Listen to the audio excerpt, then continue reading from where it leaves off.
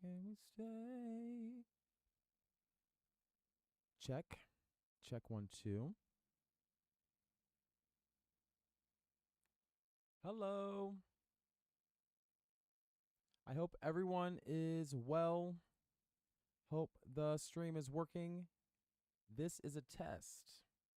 This is a test of your regularly scheduled program because I'm trying to live stream. And,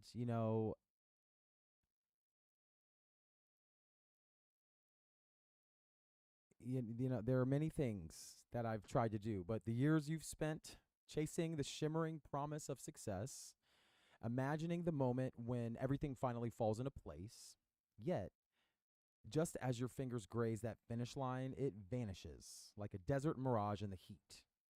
Suddenly, the miles you've run, the sacrifices made, they feel like a cruel joke, and the world tells you success is the ultimate prize. But what happens when the rules change, just as you're about to win? In that fleeting moment of realization, the question forms, what if the finish line never existed at all? Here are 7 deadly ideas that slowly erode your soul and your happiness overall. The mirage, or number 1, the mirage of success, is when when the finish line disappears. And there's an image you carry in your mind, a glittering finish line draped in the applause of the strangers and the silent admiration of those who doubted you. It's success, and it's so close you can almost touch it. You spent years, no, decades, chasing it, believing that the right combination of effort, sacrifice, and precision will one day allow you to claim it as your own. But here's the trick. Just when you think you're nearing the end, when the hard work finally pays off, success slips further away. It's always just the next hill, beyond the next deadline. And in that moment, something inside you cracks. You realize you've been running towards a mirage, not a real destination.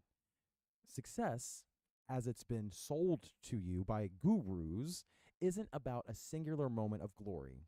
It's a constantly shifting, elusive target that leaves you perpetually dissatisfied, no matter how fast you sprint towards it. It devours your peace, leaving you with the hollow question, is this all that there is? The world tells you success is everything, but the chase never ends. There's always another hill, another horizon. So that brings us to number 2, the seduction of certainty, life in the safe, predictable cage. You've built your life carefully, constructing it brick by brick to insulate yourself from the unknown. The allure of certainty is a powerful one. It promises that if you follow the rules, stick to the plan, and avoid the risks, you'll be rewarded with a free life of surprises, free from pain. You crave the predictable, the guaranteed, because uncertainty, after all, is terrifying. Yet certainty is not the comfort it pretends to be. You've learned the value and to value what is known, what is measurable, but in doing so, you're unwittingly closing the door on the vast, vibrant possibilities that only exist in the horizon of the predictable. Certainty has a way of making you smaller. It convinces you to avoid the wild, untamed path where true growth and transformation lie. And instead, you keep yourself locked in a cycle of familiar routines. But here's the thing about those routines. While they offer you safety, they slowly sap the life from your soul, turning your days into an endless, unremarkable loop. Certainty is the perfect prison, so quietly seductive that you forget it's a cage until it's too late. And what you fail to realize until it's almost over is that the unpredictability of life, the very thing you've tried so hard to avoid, is where meaning hides. Number 3, the burden of perfectionism, a race you are doomed to lose. So perfectionism comes with its own brand of deceit. You believe that if you just keep refining, just keep polishing, you'll eventually present the perfect version of yourself to the world. There's something noble in it, or so it seems. The relentless drive to improve, to achieve excellence in all things. But beneath the surface, perfectionism is a slow rot, a poison that kills your joy and creativity before you can even fully form it. What no one tells you is that perfection is impossible. It is in the forms, it is a carrot on the stick, just out of reach, forcing you to keep pushing forward, to keep doubting yourself. So you become trapped in a vicious cycle where nothing is ever good enough, not your homework, not your relationships, not even your own reflection in the mirror. And as you continually raise the bar higher and higher, you lose sight of the beauty that exists in the imperfect, the beauty that exists in the incomplete, and the beauty that exists in the unfinished. So, life in its rawest form is messy and unpredictable. And that's where true essence lies. Perfectionism ironically makes you imperfect because in striving to be flawless, you miss the entire point. So that leads me to number 4, the echo chamber of comfort, where your dreams go to die. Comfort, at first, is harmless, even desirable. You work hard to achieve it, a life free from discomfort, a cushion against the unpredictability of the world. But comfort, once achieved, becomes something more sinister. It starts to numb you. The longer you remain within the familiar, the more you begin to resist anything that threatens to disturb it. So over time, you build invisible walls around your life, keeping you safe from the unknown, from risk. But those walls don't just protect you, they also imprison you. Comfort becomes a silent killer, suffocating your ability to dream, to reach, to strive for more. The most dangerous part, you often don't even notice it's happening. It's only later when the silence grows deafening and the edges of your life start to blur, or your edges start to blur anyway, that then you realize you've settled into a routine so deeply that you've forgotten how to challenge yourself, how to seek out the new and unfamiliar. But comfort is the enemy of your growth.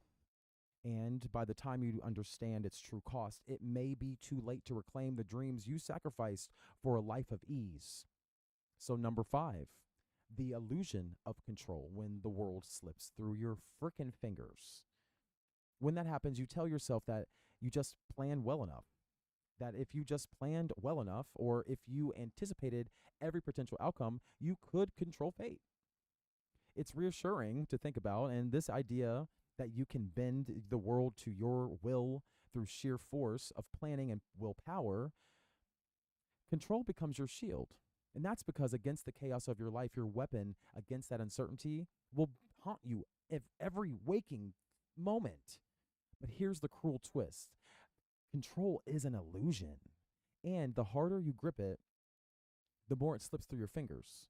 Life is not something you can tame or mold into predictable shapes. It has its own rhythms, its own predictability, and by obsessively trying to manage every aspect of it, you miss the beauty of spontaneity. You miss the serendipity, the unexpected twists that, while sometimes painful, are what give life its depth, its meaning. When you finally realize that life cannot be controlled, you are left with one profound truth: the freedom to let go is only real. And that's the only real control you'll ever have. Number 6, the poison of comparison, a game you cannot win. You've been conditioned.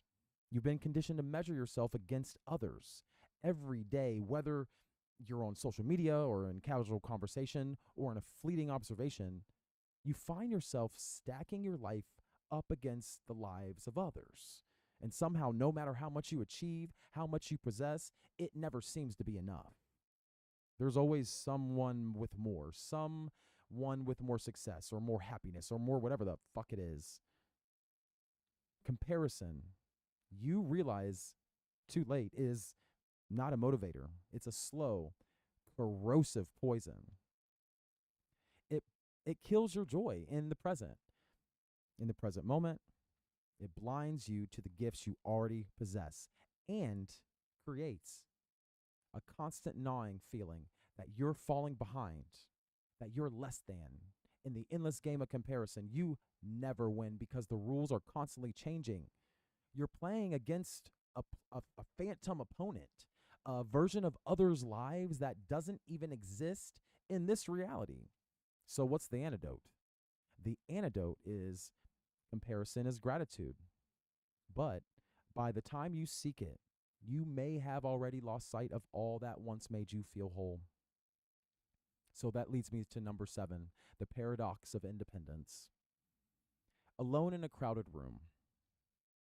Um, in a world that celebrates self reliance, you've come to believe that independence is the highest form of strength. You're taught to take pride in doing it all on your own, a boss, to see reliance on others as a weakness, a flaw in your character. But in your quest to be entirely self sufficient, you slowly sever the connections that nourished your spirit. So, independence, when carried too far, becomes isolation. It convinces you that vulnerability is dangerous, that needing others makes you fragile. But the truth is, humans are not meant to walk through life alone. You, the more you isolate yourself in the name of independence, the more you deprive yourself of the deep, meaningful connections that give life its richness. True strength is not found in standing alone, but in knowing when to lean on others and when to allow others to lean on you. So, in conclusion,